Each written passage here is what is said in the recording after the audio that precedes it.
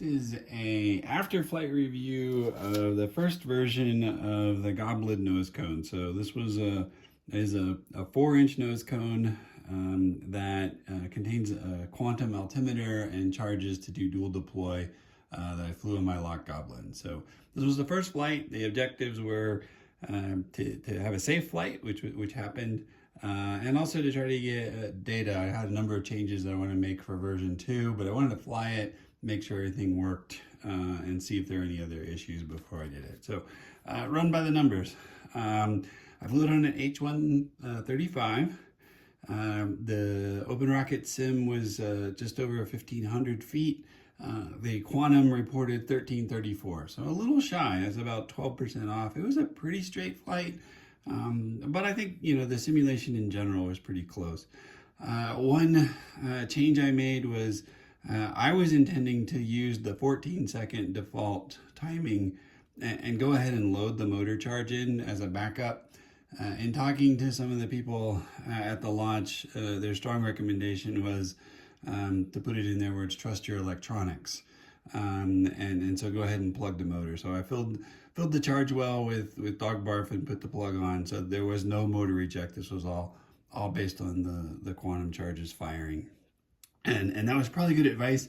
We had a great launch this weekend, but there were, unfortunately, it's exciting for us but terrible for the flyers, a couple of rockets that spontaneously turned into confetti, and I think at least one of them was due to a very early eject. So that's the risk of having that backup plan, and that's the flight configuration I flew with.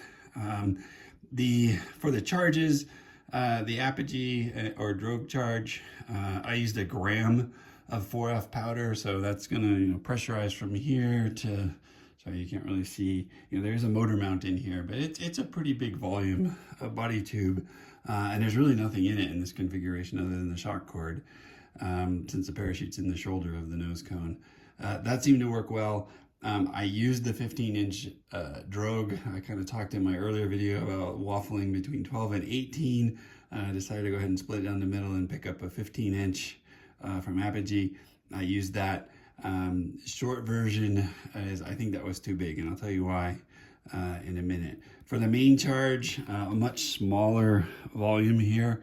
What I used there was 0.3 grams of the same 4F powder, and I set the main deploy at 700 feet. Again, some of the counsel I received was the default, I think, is 500 feet. Go a little higher, give yourself both time for the chute to come out, as well as opening the main a little bit higher. May seem counterintuitive in that you might be further away, but if you lose sight of the rocket, then you've got a little more altitude where the main comes out. It's much more visible to pick it up. So thought that was good guidance. Since the altitude wasn't super high, I didn't go any higher than that. I might actually ratchet that number up a few hundred feet on the next flight.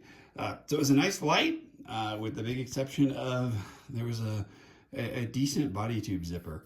And so that's something like I haven't actually looked at this beyond just a quick look when I picked it up and put it back together. So we'll take a look. But here's the zipper that I pulled back to be able to put the nose cone in. It was pushed into the body tube, and so one of the first problems, and this is coming out pretty easy, but I know I want to fix, is the so from here down it's fine. The fins and everything are fine, with the exception of the body tube zipper. One interesting thing is I did, you can see the tape, I did Z-tape quite a bit of this shock cord, and it all came loose. So it did absorb some of the energy. Let's take a look here. I used a 200 and some pound quick link, and it looks fine.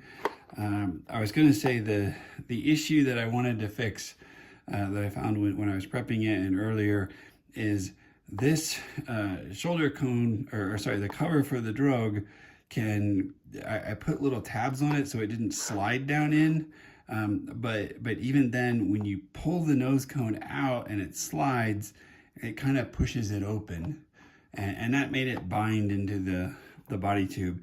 It's not an issue for the flight because the ejection charge pressure is going to shove everything out anyway and keep that up tight against this, but it did make it hard to dial in the friction fit of the nose cone, so you didn't have drag separation. So I definitely had that on my list to fix. There's the drogue that I threw back in there, and the charge oil that fired. It's interesting to me that they fire, but they don't seem to actually damage the PLA really in any way. Let me go ahead and pop this door off real quick.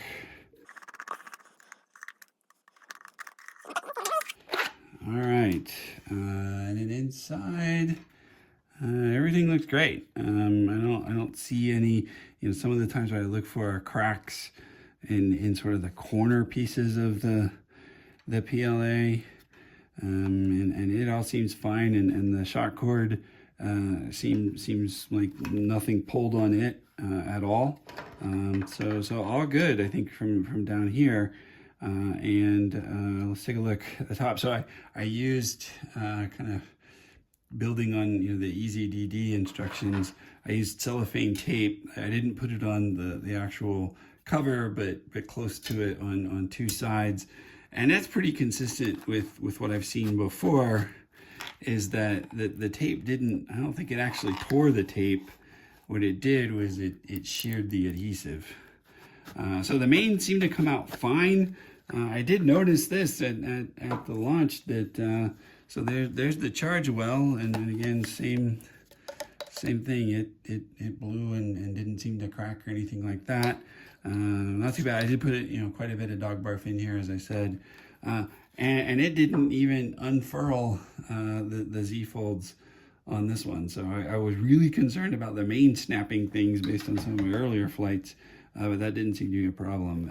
And so here's, again, I just kind of stuffed the main back in. So at this point, right, it's everything looks good in terms of being able to do it. So as I said in my original design review video, I've got a handful of changes to make.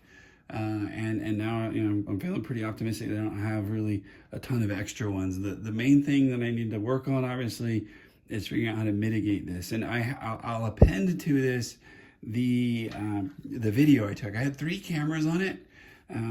My best guess as to what happened was it nosed over and was pointing down, and the apogee charge fired, the nose cone went out, and the drogue, which I think it was not only too big, but maybe much too big, slowed the nose cone. At the same time, the body tube was still in a sort of, not really a nose down, but a head down fall, and it just snapped it hard. And if you look again, I'll put the video at the end of this. You can see that the under the drogue, it's not flying in the V formation you want. It's actually dangling the body tube, and the nose cone is well above it. I think I kind of convinced myself that I needed the bigger chute, because that was not really the case on the 33mm version, but it's a much lighter body assembly, and still a pretty heavy nose cone in that case with not nearly the volume. So the key thing I'm gonna work on is making a version 2 of this. I've got another, hopefully if the weather holds, we'll have another flight in a couple weeks. I did ask one of the certification committee members there, if this had been on a J motor, would it have passed? And the answer was no. And really there were 2 reasons that he gave me. One is this switch. So, this again was not the switch I intended to use. I intended to use a much smaller slide switch. That didn't work. It's also not really a power switch. You don't need it to be able to safely use the Quantum. I wanted it for the sheer purpose of, if it happened that I bundled up the rocket and there was a huge line at the RSO table, or things got backed up, I didn't want to have the anxiety of, oh, maybe my battery's going to be a little low for the launch. So this is really I think a power disconnect was the intent of it. And with the problem that the person relayed to me is, didn't like the fact that it's possible that you could bump this, since it's proud of the edge, and really need to look at a better switch topology that's flush and internal with a screwdriver or a stick or something like that. So big thing I wanted to do anyway. And the second one was the body tube's damage in the zipper. It's certainly not the worst we've seen, But you know, I would have to accept, right, if that was enough damage that it wouldn't have passed. So that's that. My plan for that, and you know, there's some obvious mitigation I can do. One is maybe a smaller chute for the drogue. The other is always, you know, longer shock cord to try to get the body tube to tumble a little bit before it snaps. And in this repair, I'll try to strengthen, of course, this collar a little bit. So that's that. Launch.